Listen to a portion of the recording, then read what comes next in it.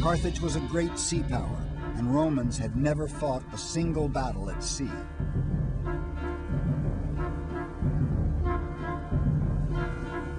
And so the Romans, in order to fight a naval war, had to develop a navy. And they got a break early in this war when they found a Carthaginian warship that had accidentally washed up on the shore of the Italian coast after having been abandoned by its crew during a storm. And they closely studied the Carthaginian vessel. They took it apart, found out how it was built, and then built hundreds of exact replicas of this Carthaginian ship. So the Romans now had a fleet.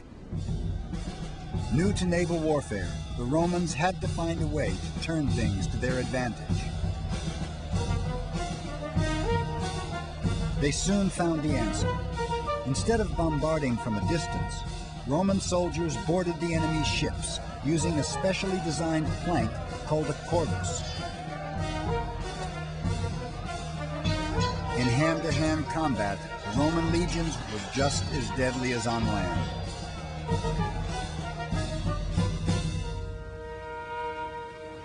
It took 23 years of fighting, but the Romans won the First Punic War in 241 BC. Romans seized the rich islands of Sicily and Sardinia and forced the king of Carthage to sign a crushing treaty, giving the empire's entire treasury to Rome. It's said a young boy witnessed his people's humiliation that day. The son of a Carthaginian general looked on, bitterly, vowing revenge. The child's name was Hannibal.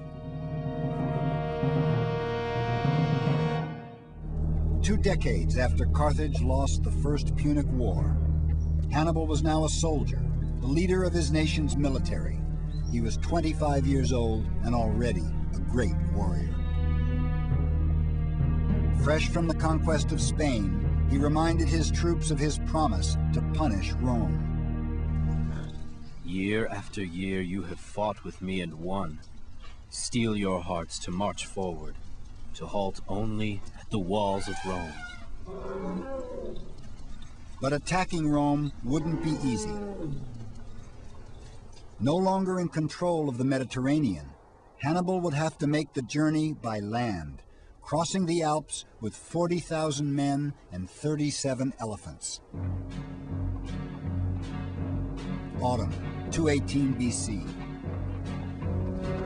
Man and beast trudge for months over cruel terrain. Their serpentine parade stretches more than 15 miles. Hannibal's troops are professional soldiers, well-equipped and well-trained, and yet the long journey takes a grim toll. When they finally make it through the mountains, 1/3 of Hannibal's men are dead. Most of the horses and all but one of the elephants have perished, and yet the survivors march on. Even before the first battle, Romans see Hannibal as a potent threat. They never had to face a fiercer or more warlike foe. Carthage had long been an enemy of Rome, and they were bringing with them countless Spaniards, already battle-hungry, and would soon be raising Gauls with their insatiable appetite for blood. War was coming, and it would be fought in Italy in defense of the walls of Rome. Livy.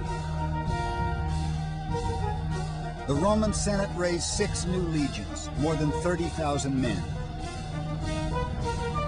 The Second Punic War was begun. This time the deciding factor wouldn't be manpower, but strategy.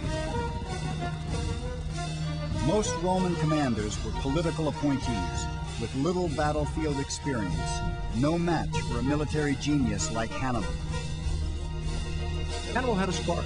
I mean, he had many things that made him a great leader. I mean, he knew how to motivate troops, he knew how to innovate on the battlefield, he knew how to make the optimum use of the tools at his command. But in addition to that, he had that spark. He had the ability to read an enemy and find that one maneuver that would cause the enemy to collapse. In battle after battle, Hannibal humiliated the Roman legions. The most devastating defeat was the Battle of Cannae. Here, Hannibal, though badly outnumbered, managed to surround the Romans and slaughtered them. 50,000 Romans, more than half the entire Roman military, killed in the worst defeat Rome ever suffered. At last, Rome saw Hannibal for what he was, the first true threat to her survival. For 15 long years, the war against Hannibal dragged on, and large areas of southern Italy defected to him. Hannibal never lost a single battle, and many wondered how long it would be before he attacked the city of Rome. It was widely expected, of course, that he would take the city, but Rome was heavily fortified. Hannibal seems to have not had proper siege equipment. No matter how many armies of the Romans and their allies Hannibal could defeat, the Romans were always able to raise new armies, to put new armies into the field, and ultimately Hannibal failed to take the city. And yet the tide didn't turn against Hannibal until the Senate called up a military leader in the same league with the legendary Carthaginian. Publius Cornelius Scipio had the cunning and the charisma to match the so-called Scourge of Rome. The son of a general and a survivor of the Battle of Cannae, the young Scipio studied Hannibal's tactics closely. Then in 204 BC, rather than confront Hannibal in Italy, Scipio had a brilliant but risky plan, an end run. He sailed to Africa and invaded the empire of Carthage. Carthage was forced to respond, recalling Hannibal from his 17-year torment of Italy. It was the moment of truth. Scipio and Hannibal would fight a single battle to decide the Second Punic War, the Battle of Zama. The two armies gathered forces in the countryside of what is now central Tunisia. Outside the ancient city of Zama, Scipio confronted his arch-rival, Hannibal. It's believed the two men met face to face just before the ultimate battle in an attempt to make peace. Scipio refused Hannibal's terms, saying to his rival, "Prepare for war, since evidently you have found peace intolerable."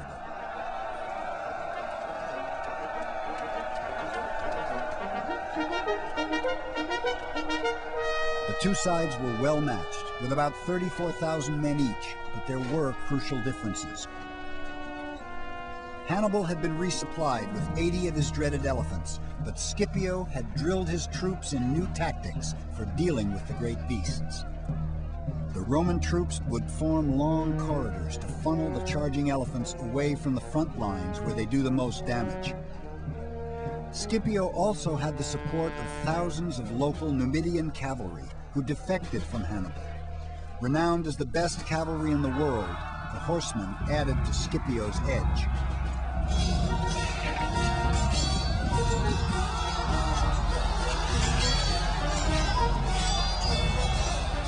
Scipio finally and soundly defeated Hannibal at Zama. Carthage was crippled. Carthage was forced to hand over all but 10 of her warships, all her elephants, and a treasure so great it would take 20 years to pay. The once great empire was impoverished and stripped of all power. Hannibal escaped from the Battle of Zama. For a time, he tried to revive his waning Carthage, but eventually fled into exile in Greece.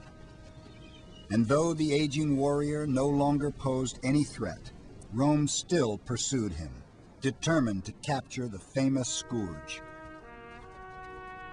Ultimately, Hannibal denied her the pleasure. Let us free the Roman people of their long-standing anxiety, seeing that they find it tedious to wait for an old man's death. It is no magnificent victory to defeat a man unarmed and betrayed. With that, Hannibal put a drink of poison to his lips and drained his cup. But even Hannibal's suicide was not victory enough. After so many years of war, Rome still saw Carthage as an enemy and could not abide her survival in any form. In 146 BC, Rome destroyed the African Empire once and for all in the final Punic War, slaughtering 500,000 people. The pearl of the Mediterranean is ground into dust. Carthage is no more. Rome now controlled the entire Mediterranean, along with parts of Spain, southern Gaul, and the Italian peninsula. At the same time, Rome's power was spreading eastward. In all, Roman armies held more than 250,000 square miles.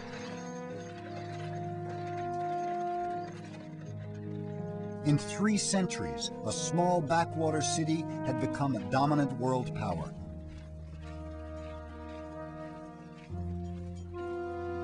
In the past 50 years alone, she more than tripled her domain. Her military was the most successful fighting force the world had ever known. No power on earth could truly threaten her, and every nation in her reach had reason to fear.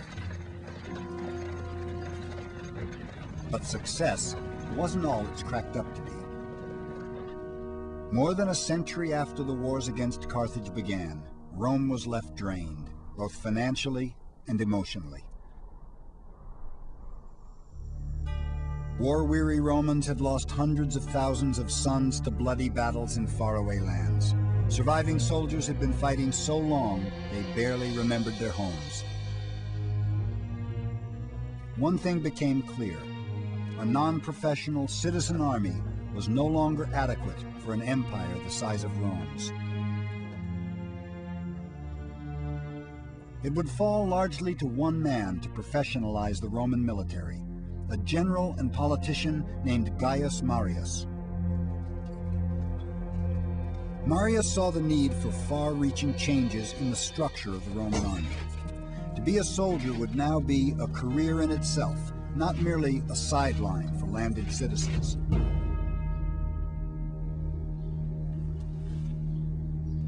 Marius recruited even the poorest Romans into the legions and issued them standardized equipment, making them the best outfitted soldiers in the ancient world. Including weapons, a soldier carried at least 80 pounds on his back, earning troops of this era the nickname Marius's Mules. Rome's first true professional soldiers were even more fit and better disciplined than earlier armies. But the biggest change of all, this new class of warrior had a special relationship with its commander. When they became veterans, Marius would personally see to it that his men received a grant of land, often in recently conquered territories.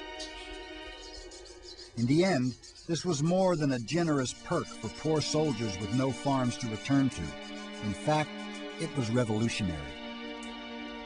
Suddenly, a soldier's first loyalty was to the general who recruited him and took care of him in old age, and not to the state. For the first time, the soldier looked to the general, not only for allegiance, but for pay, for retirement benefits, if you will. And then over time, then the army began to dominate the state rather than the state dominating the army. And that's the terrible legacy of Marius. Powerful generals now controlled their own private armies. Soon, they would use them however they saw fit, even against Rome herself.